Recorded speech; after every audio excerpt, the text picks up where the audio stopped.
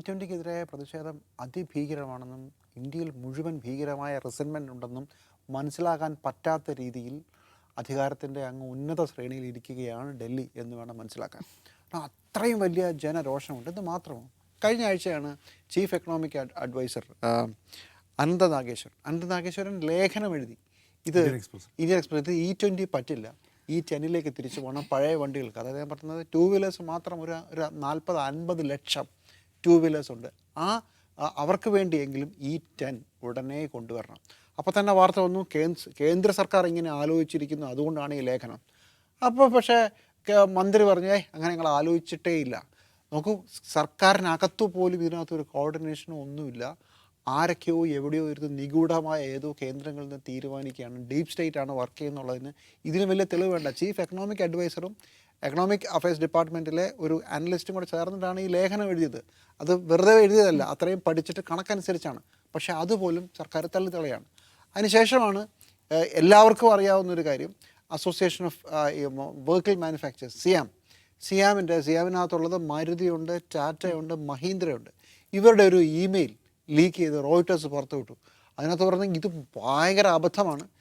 എഥനോളിൽ chlorine കലരുന്നു, organic ക്ലോറൈഡും അതുപോലെ തന്നെ മോയ്സ്ചറും കലരുന്നു എന്നുള്ളതാണ്. അതായത് സേഫായിട്ട് നിങ്ങൾ ഒരു ലാബിൽ കൊണ്ടു ടെസ്റ്റ് ചെയ്താൽ നിങ്ങൾക്ക് ഈ പ്രശ്നം കണ്ടുപിടിക്കാൻ പറ്റില്ല.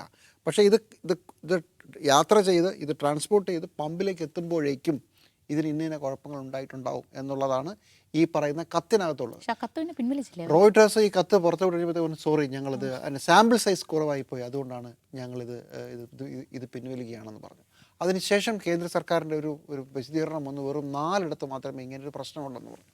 പക്ഷേ ഇങ്ങനെയൊരു കത്തിൽ ആ സാമ്പിൾ സൈസിനെ കുറിച്ചും പറയുന്നുണ്ട്. വിശദമായ പരിശോധനയാണ്. ഒരു സ്റ്റേറ്റിലില്ല, ഇന്ത്യയിലെ 10-20 സ്റ്റേറ്റുകളിൽ നടത്തിയ പരിശോധനയിലാണ് ഏതാണ്ട് 12 ppm organic chloride, 3 ppm വേണ്ടടുത്ത് 420 ppm ആണ് ഡൽഹിയിൽ.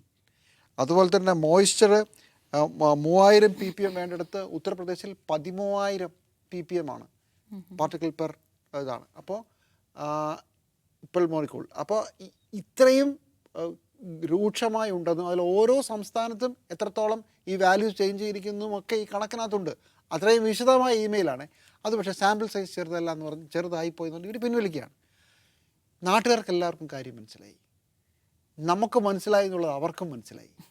പക്ഷേ അനങ്ങുന്നില്ല. അവിടെയാണ് നമ്മളെ അത്ഭുതപ്പെടുന്നത്, എന്തോ സംഭവിക്കുന്നുണ്ട്. കാരണം ഇത് ഇനിയിപ്പോൾ ഈ പെട്രോളിൻ്റെ വില വല്ലാതെ, ക്രൂഡിൻ്റെ വില വല്ലാതെ കുതിച്ചു വരുന്നു, അതുകൊണ്ടാണ് നമ്മളിത് ചെയ്യുന്നതെന്ന് പറഞ്ഞാലും $120 ആയാലേ ഈ പറയുന്ന എഥനോൾ മിക്സ് ചെയ്ത പെട്രോൾ കൊണ്ടുള്ള ലാഭം ഉണ്ടാകുമെന്നാണ് പലരും കണക്കുദ്ധരിച്ച് പറയുന്നത്. അപ്പോൾ അത് നോക്കിയാൽ അതിൻ്റെ സമയമായിട്ടില്ല. എന്തിനാണ് ഓടുന്ന ട്രെയിൻ കൊണ്ട് മോദി തലവെച്ച് കൊടുക്കുന്നതെന്ന് ചോദിച്ചാൽ നമുക്കറിയില്ല. ഇത് കൈവിട്ട് പോയി, പിടിവിട്ട് പോയിരിക്കുകയാണ് പല കാര്യങ്ങളിലും. ഇത് മാത്രമല്ല, ഇപ്പോൾ കോക്രോച്ച് ജനതാ പാർട്ടിയെ ഡീൽ ചെയ്ത കാര്യത്തിൽ എല്ലാത്തിനകത്തും അബദ്ധങ്ങളാണ് കാണിക്കുന്നത് മുഴുവൻ. പക്ഷേ E20-യുടെ ഒരു പ്രശ്നം, നാട്ടിലെ മനുഷ്യൻ്റെ ജീവനുമായി ബന്ധപ്പെട്ട് കിടക്കുന്ന, അവൻ്റെ തൊഴിലുമായി ബന്ധപ്പെട്ട് കിടക്കുന്നതാണ് അവൻ്റെ വാഹനം. അത് ഇല്ലാതാക്കിക്കൊണ്ടുള്ള ഈ കളി, അത് എന്താ പറയുക, സ്വന്തം വീട് കത്തിക്കുന്ന ഒരു ഭരണാധികാരിയുടെ ഒരു ഭ്രാന്തൻ മനസ്സാണെന്ന് വിചാരിക്കുന്നുണ്ട്. പക്ഷേ ഇപ്പോഴും എനിക്ക് മനസ്സിലാവാത്തത്, ഇത് പിൻവലിക്കാൻ എന്താണ് തടസ്സം?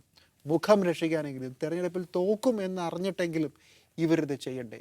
എല്ലാവരും. ഇതിപ്പോൾ ഈ സിയാമിൻ്റെ കത്ത് മാത്രമല്ല, അതിന് മുമ്പ് പല ഏജൻസികൾ പല രീതിയിൽ ഇതിനെക്കുറിച്ചുള്ള കണക്കുകൾ, മാധ്യമങ്ങൾ വണ്ടി ഓടിച്ച് മൈലേജ് ടെസ്റ്റ് ചെയ്ത് കാണിക്കുന്നു, മൈലേജ് കുറയും, ഇതെല്ലാം പറയുന്നുണ്ട്. എല്ലാം സമ്മതിക്കാം. പക്ഷേ പോളിസി നടപ്പാക്കാൻ വേണ്ടി വെറുതെ പോളിസി നടപ്പാക്കുമല്ല, ആ പോളിസി നടപ്പാക്കാൻ വേണ്ടി സമ്മതിച്ചവരോട് ഇവർക്ക് മറുപടി പറയേണ്ടതുണ്ട്. ഒരു സ്വന്തം തല പോയിട്ട് ഇത് നടപ്പാക്കാൻ മതി എന്നുള്ളതാണ് അത്ഭുതം. എനിക്കറിയില്ല, അത്രയും വലിയ കമ്മിറ്റ്മെൻറ്റോ അറിയില്ല.